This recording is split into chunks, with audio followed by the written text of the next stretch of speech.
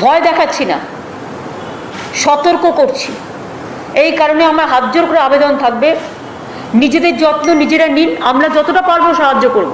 And in the month of June আরও 22 লক্ষ আমরা কিনছি, এবং এর জন্য 114 কোটি টাকা আমাদের প্রকিউরমেন্টের জন্য দিতে হচ্ছে। এছাড়াও আমরা সুপার স্প্রেডার গ্রুপকে, মানে যারা অনেক মানুষের সাথে মেশে, তাদের আগে প্রোটেক্ট করতে চাই। সেই জন্য প্রায়োরিটি দেওয়া হচ্ছে ভ্যাকসিনেশনে। হকার্স, ভেজিটেবল সবজি বিক্রেতা, মৎস্য বিক্রেতা, transport worker and many other covered.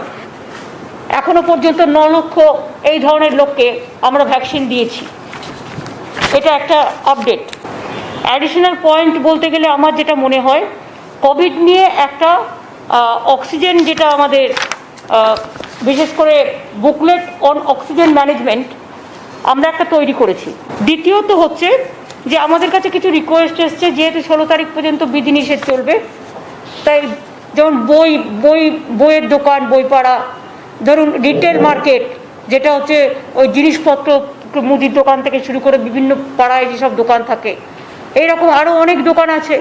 সুতরাং যেহেতু আমরা শাড়ির দোকান এবং সোনার দোকান, তাদের ইন্টারেস্টে আমরা 12টা থেকে 3টে খোলা রেখেছিলাম। এর সাথে রিটেল মার্কেটের দোকানগুলোও যুক্ত হবে। আর